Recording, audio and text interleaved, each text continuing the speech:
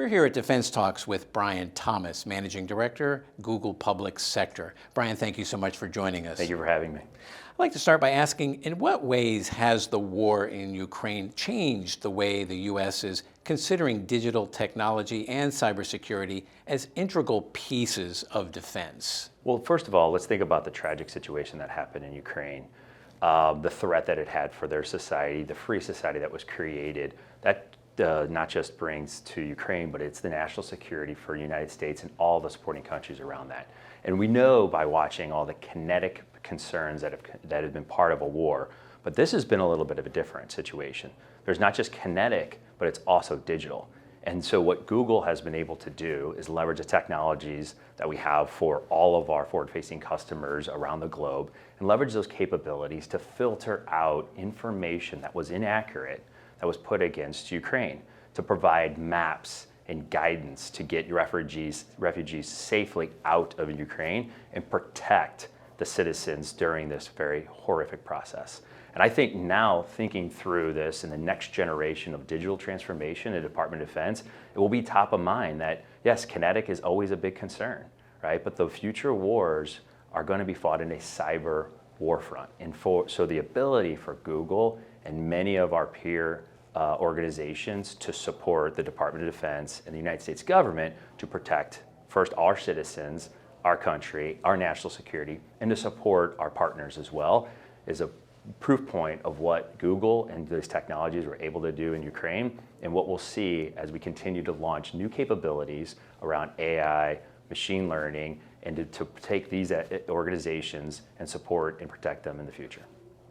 And then next, I'd like to ask, how can the DoD do a better job of recruiting innovative talent to propel the U.S. military forward as a more modern digital entity? Yeah, so such a great question. I think as being supporting the Department of Defense for over 20 years that I've been able to work with so many great individuals, both in uniform and civil service, really focused on the mission and the objectives. So I think the mission the DoD has and our national security and our civilian agencies have, but if you think about the next generation of workforce that's coming to the table, they really do want to play with the technology tools. They want to have the capabilities that they see when they were in K through 12 and now in higher education.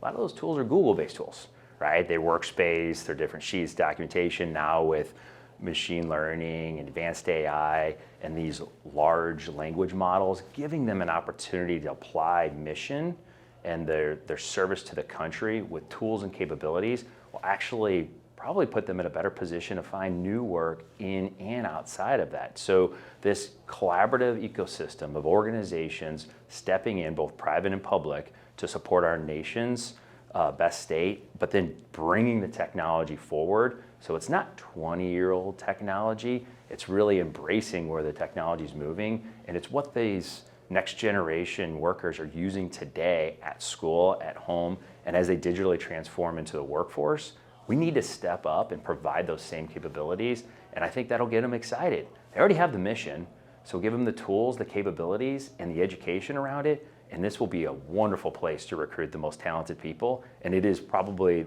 the most pinnacle thing that we can do to support our country is to get our best and brightest to be part of this great power competition to support where the United States is protecting our allies, but really creating a free society to learn, work, play, and collaborate together. Well, Bryan Thomas, thank you so much for joining us and sharing your insights here at Defense Talks. Thank you.